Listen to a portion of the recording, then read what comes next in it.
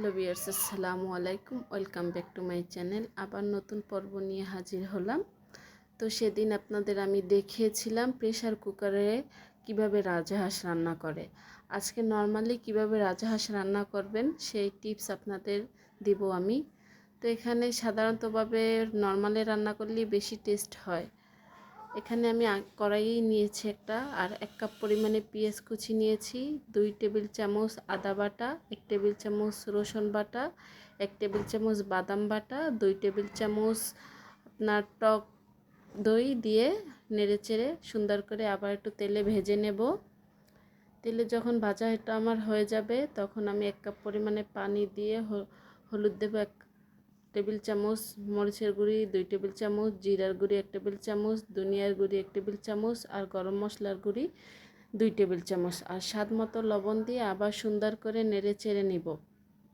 তো আমার এখানে ঝোলটা কষানো হয়ে আসছে, দেখতেই পাচ্ছেন মশলাটা গায়ে গায়ে মিশে গিয়েছে, দেখতেই বোঝা যাচ্ছে যে আমার মশলা কষানো হয়ে গেছে। এখানে সেই আমার রাজহাঁসের টুকরোগুলো পিসগুলো রেখেছিলাম কেটে কেটে, এখন দিয়ে আমি আবার একটু কষিয়ে নেব। তো আপনারা সব সময় চেষ্টা করবেন যে কোনো জিনিস রান্না করেন না কেন জানি সুন্দর করে একটু কষানো হয়। কষানো যতটা সুন্দর করে কষাবেন ততটাই খেতে দারুণ হবে।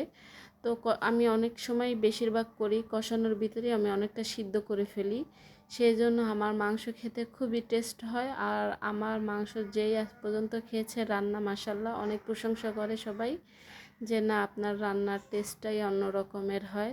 তো এইটাই কারণ আমার মেহনত, যে আমি অনেক সুন্দর করে কষিয়ে নেই বারবার করে, যতটা কষাবেন ততটাই টেস্টি হবে। তো এরকমের যদি আপনারা বাসায় রান্না করেন কষিয়ে নেন দেখবেন অবশ্যই স্বাদ হবে। অনেকে আছে বেশি একটা কষায় না, অল্পতে রান্না করে ফেলে।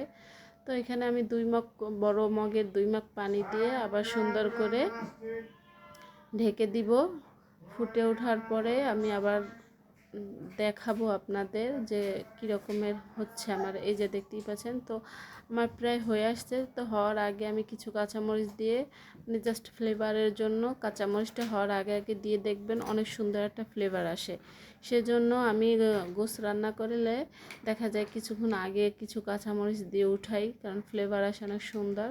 তো দেখতেই পাচ্ছেন আমার শর্টকাটে কিভাবে রান্না করে ফেলেছি রাজহাঁসের মাংস। তো আপনারাও যদি বাসা অবশ্যই এভাবে ট্রাই করেন তো খুবই টেস্ট হবে, আর তখন বুঝতে পারবেন যে মানে সত্যি কতটা মজা হয়েছে আমি কি আপনাদের বলছিলাম।